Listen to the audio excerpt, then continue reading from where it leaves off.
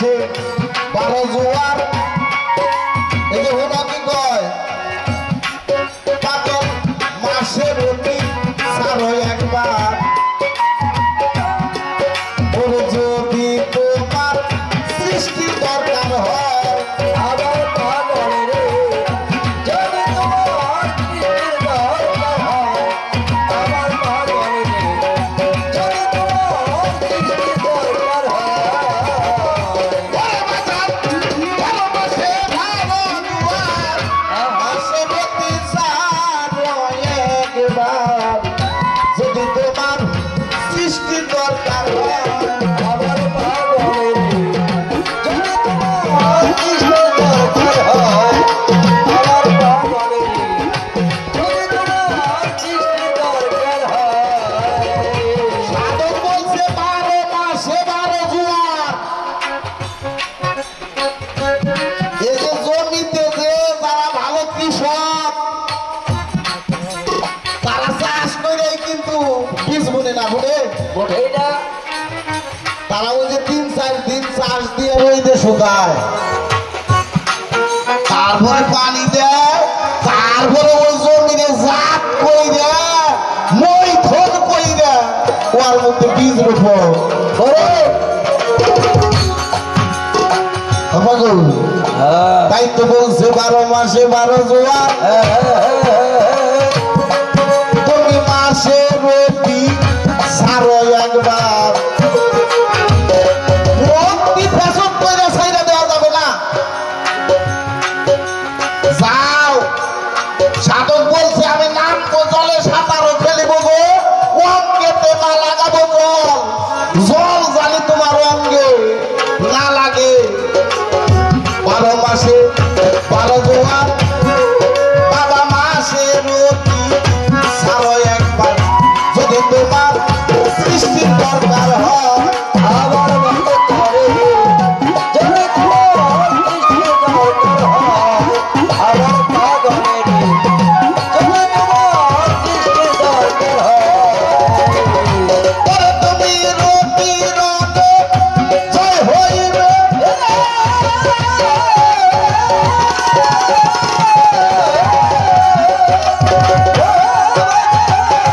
রতি রতে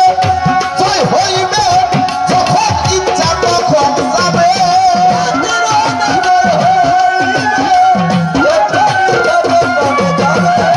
রতি রতে জয় হইবে বাবা রতি রবে বাংলা রতি রতে জয় হইবে যখন ইচ্ছা তখন যাবে ওরে পাইলে হবে সোনার অঙ্গ পাইলে টাকা পাইলে হবে সোনার অঙ্গ ফল যদি বাঁচতে কইরা থাকে রতির বছর ও কইরা থাকে রতির বছর যদি বাঁচতে হয় কইরা থাকে রতির বছর ও কইরা থাকে রতির বছর যদি বাঁচতে হয় কইরা থাকে রতির বছর রতিমতি জাত আর সেফা বাজান তার ভিতরেই বান্দার হায়াত ওরে আদম সোনা তাতেই সৃষ্টি হয় আমার ভক্তরে আদম খোলা তাতে সৃষ্টি হয় আমার পাগলে রে আদম খোলা তাতে সৃষ্টি হয় ওরে পাগল যে করবে না রতির করা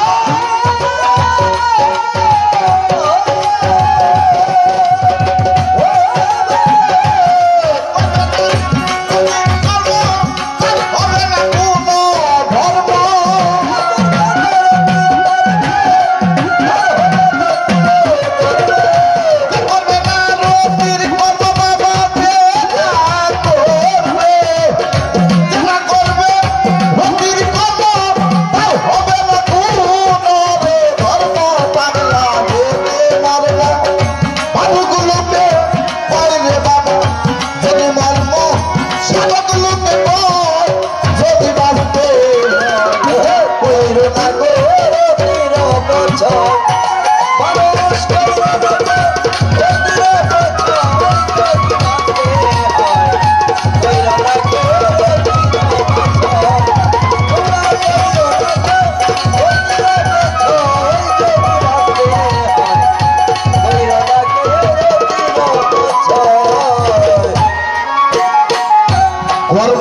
সন্তান আসবে যখন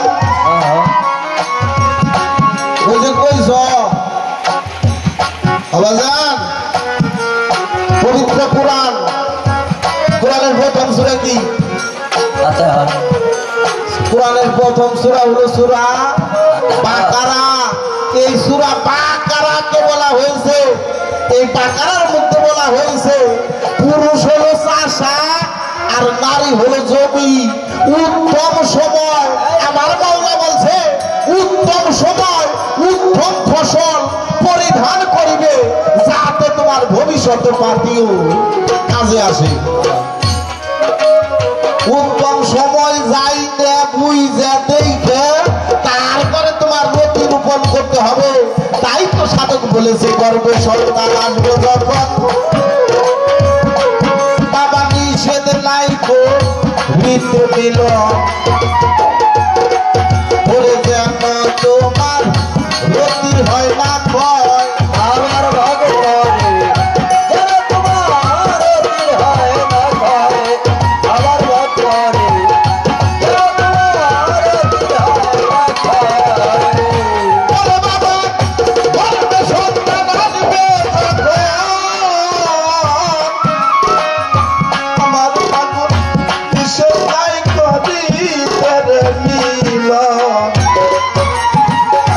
যেন তোমার রতি না হয় ভয় আমার ভক্তরে যেন তোমার রতি না হয় ভয় আমার ভক্তরে যেন তোমার রতি হয় না ভয় বলে সাধক সুশীলে কয় ভক্ত আমার ফসল ভাঙা খুনি মামলা সুশীল ময়দান ভরে তোরা সুশীলে কয় ভক্ত আমার ফসল ভাঙা খুনি রে মামলায় ওপর বিচার হবে কর্ময় যাই রে টাকা বিচার হবে কর্ময় যদি বাঁচবে কইরা থাকে রতির পছয় দেহের কইরা থাকে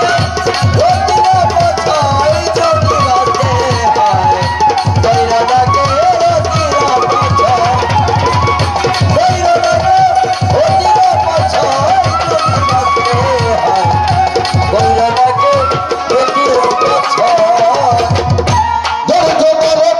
নীরব থাকেন আমি পাই দইরা জানাই যেইভাবে আমার কাছে প্রশ্ন করছে হয় যেইভাবে আমার কাছে করলো জিজ্ঞাসা ভুলি নাই ভুলি নাই কথা করিব পুনঃ আমি বলবো কথা ধীরে ধীরে গর্ব কথা ধীরে ধীরে দাঁড়াইয়া এই আসরে বলবো কথা ধীরে ধীরে দাঁড়াইয়া সরে বলবো কথা ধীরে ধীরে আমার দেহের তেল ফুরাই গেল এখন আমার মেশিন তো চলে না এই তেল কি কইরা তুলবো পাগল আমারে বলো না সাধক বলছে রতি রনে গেলে পরে প্রেম অস্ত্র সঙ্গে করে রিপু যেজন মারতে পারে সিনে আপন করো তারা পরম অংশে পুঁজি মিলায় থাকিয়া সংসারও ভান্ডারের ধন কম পড়িলে ধনির ঘরে চুরি করো চুরি করো আছে যদি তোমার ধন কম পইরা যায় তাইলে চুরি করার জায়গা আছে আমার দয়ালে সেই জায়গা চিনাই দেবে সেই জায়গা দেখে তুমি একবার যদি শিং কাটতে পারো তাহলে তোমার দেহের ধন আর কমবে না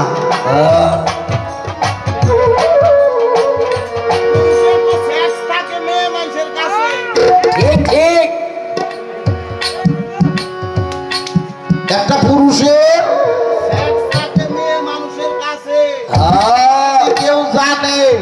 তার মর্দামি শক্তি কোনোদিনও কমবে কমবে না না। হচ্ছে এই যে জন্ম নিয়ন্ত্রণ পদ্ধতি বাইরে এই তো পুরুষের মান গেছে।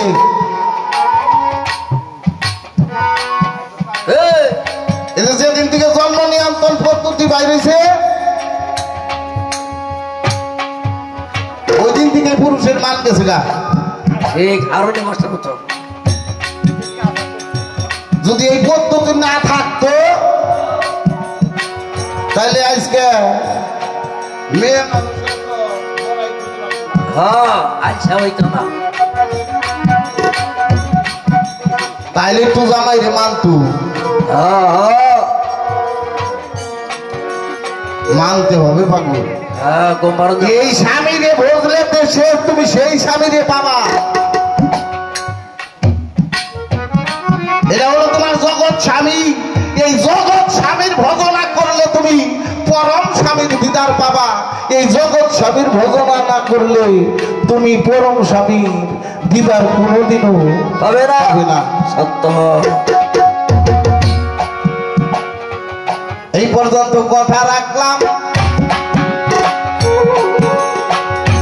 আমি বেশি বললাম না।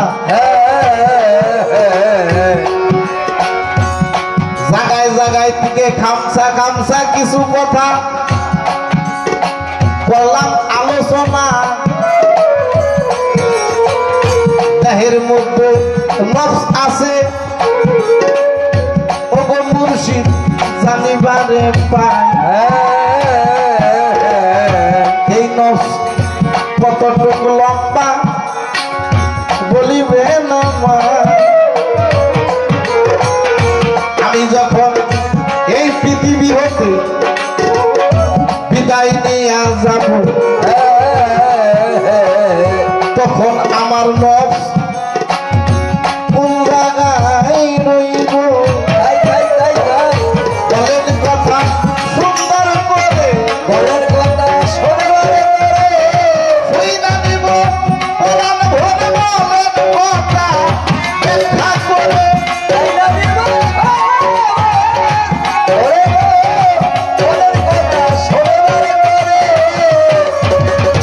সাধক বলছে নফসে খুদা নফসে শয়তান করি নফসে দাবেদারি। এই নফসে খুদা আবার এই নফসে শয়তান।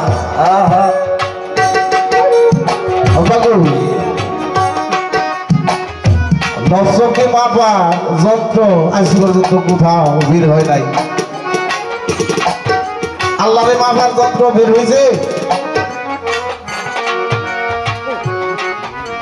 আল্লাহর প্রতিপক্ষকে বলেন তো, হ্যাঁ? শয়তান আল্লাহর প্রতিপক্ষ হলো শয়তান। হ্যাঁ এই শয়তান ও নফসের কাছে থাকে। তবে এই নফসের কর্ম করতে হবে। পাগল তোমারে জানাই সেইখান থেকে আর একটা গান বাবা আমি তোমারে শোনাই।